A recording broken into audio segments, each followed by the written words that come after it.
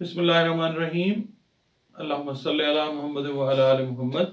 अस्सलाम वालेकुम dear viewers, मैं आपका अपना एस्ट्रोलॉजर डॉक्टर मोहम्मद अली आपके अपने यूट्यूब और Facebook platform doctor M Ali astrologer से आपसे मुखातिब ढेरों दुआओं के साथ। और दुआएं मेरी हमेशा यही हुआ करती हैं आप सबके लिए कि अल्लाह रब्बुल इज़्ज़त आपके लिए और आपके प्यारे रिश्तों के लिए दीन और दुनिया की आसानियाँ पैदा फरमाए। आमीन सुम्मा आमीन।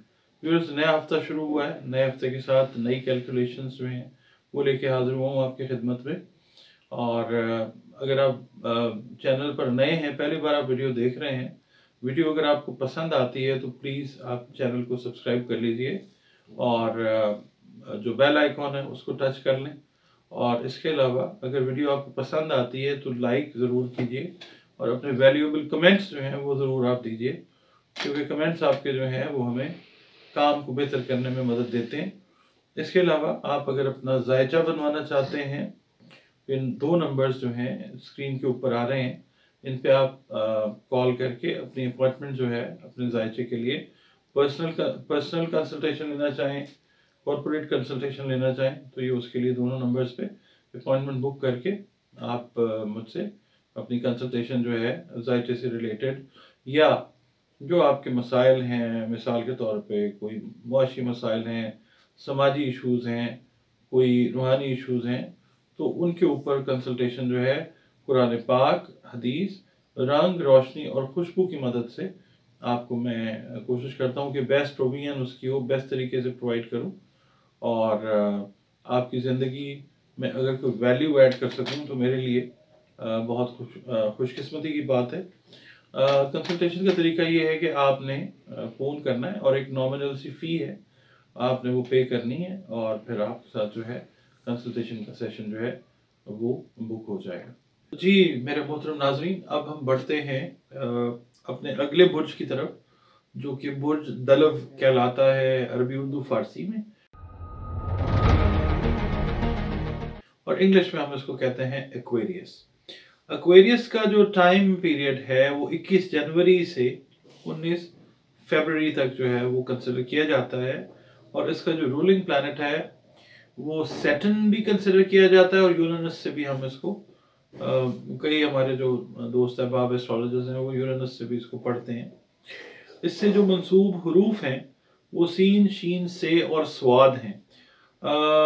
जिन लोगों के नाम शुरू होते हैं इन हरूफ से वो भी समझ लें कि उनका ताल्लुक बहुत हद तक जो एक्वेरियस से है। इसके अलावा जो इस अरसे में 21 जनवरी से 19 फरवरी में पैदा हुए हैं उनके नाम रखने वैसे इन हरूफ से चाहिए।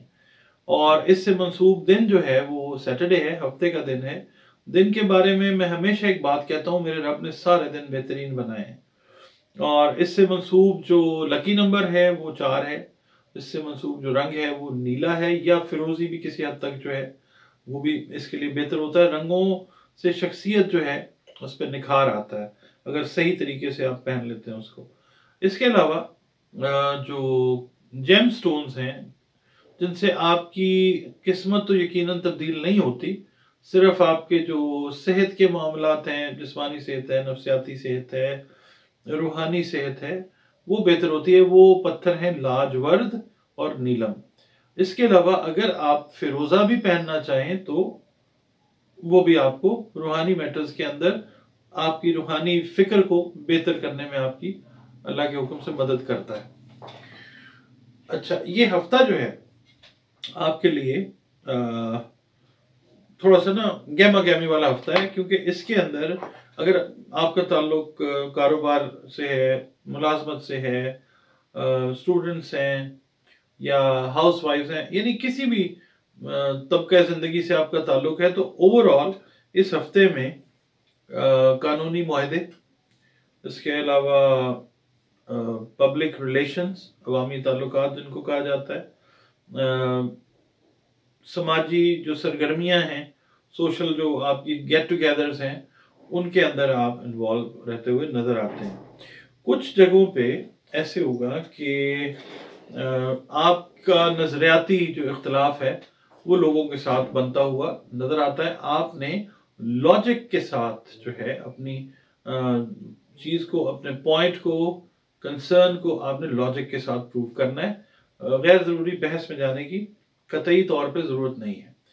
इस हफ्ते में जो एक्वेरियंस हैं उनके जो शादीशुदा मैटर्स हैं उन पे काम होता हुआ नजर आता है। यानी आप अपने जो लाइफ पार्टनर्स हैं उनके साथ एक क्वालिटी टाइम स्पेंड करते हुए नजर आते हैं अगर आप मैरिड हैं। और इसके अलावा अगर आप अनमैरिड हैं तो आपकी अगर मंगनी है या निकाह हुआ है तो भी आप अपने उस रिलेशन को बेहतर बनाते हुए इंशाल्लाह नजर आते हैं। फिर जो लोग ख़वातीन हैं, हजरात हैं, जो अपने रिश्तों के लिए परेशान हैं, आप कह सकते हैं कि शादी नहीं हो रही है, इस हफ्ते में कोई बहुत बड़ा ड्रास्टिक कोई चेंज तो खैर होने वाला नहीं है, मगर ये आप कह सकते हैं कि आइस जो है वो रिश्तों से रिलेटेड वो ब्रेक होती हुई आपको इंशाल्लाह नजर आएगी। आप लोगों को जिनको बताया जाता है जो रुकावट है, बंदिश है, ऐसा कुछ नहीं होता। प्लैनेट्स में थोड़ा सा जो है वो उसकी उसकी अलाइनमेंट में थोड़ा सा फर्क आता है तो चीजें रुकती हैं या चल पड़ती हैं। तो इस हफ्ते रिश्तों से रिलेटेड जो अलाइनमेंट है वो बेहतर होने जा रही है इंशाल्लाह ताला। चीजें आहिस्ता आहिस्ता जिन लोगों के रिश्ते नहीं हुए लेट भी हो गए हैं या जो चाह रहे हैं कि हो जाए वो मूव करते हुए सिलसिला वो नजर आता है इंशाल्लाह ताला। अच्छा, इसमें ना एक बात मैं ये कहूंगा कि जो एक्वेरियंस हैं वो कोई काम जो है वो बेहतर तरीके से करना चाहेंगे इस वीक में। यानी तालीम है, आपका कारोबार है, आपकी जॉब है, कुछ नए तरीके से, बेहतर तरीके से, एफिशिएंट तरीके से आप वो काम करना चाहते हुए नजर आएंगे इंशाल्लाह ताला, जिसमें अल्लाह ताला आपको कामयाबी भी यकीनी तौर पे अता करता हुआ नजर आएगा आपको इंशाल्लाह ताला। आप असल में ना एक काम सिर्फ गलत कर रहे हैं, गलत तो नहीं कहना चाहिए, यानी आप एफर्ट्स जो है वो अपनी कैपेसिटी से ज्यादा करने की कोशिश कर रहे हैं। यानी आप you have a lot in your platter, ठीक है, आपकी जो प्लेट है वो जरूरत से ज्यादा भरी हुई है। काम जो है वो आप कोशिश करेंगे इस हफ्ते में उनको आप प्रायोरिटाइज कर लें कि प्रायोरिटी किसकी है वो पहले करें, क्योंकि इस हफ्ते में एक तो ये एनालिसिस जो है प्रायोरिटी का वो बेहतर है प्रायोरिटाइज करने का, और दूसरा काम करने की स्ट्रेंथ कैपेसिटी जो है वो बेहतर है। तो पहली चीजें पहले कीजिए। और दूसरा ये है कि कुछ जरिए आमदन जो है वो बढ़ाने के मौके आपको इस वीक में मिलेंगे, उन मौकों को ज़ाया नहीं कीजिएगा। वही वाली बात है कि फर्स्ट चीज़ जो पहले आ रही है उसको देख लें पहले। अल्लाह ताला भरपूर तरीके से आमदनी को बढ़ाने के मौके आपको अता फरमाएगा इंशाल्लाह, गौर कीजिएगा। और बल्कि उसको ये करें कि बेहतर तरीके से ना हैंडल कर लें, क्योंकि ये चांस, इस तरह के जो चांसेस आते हैं वो कम आते हैं।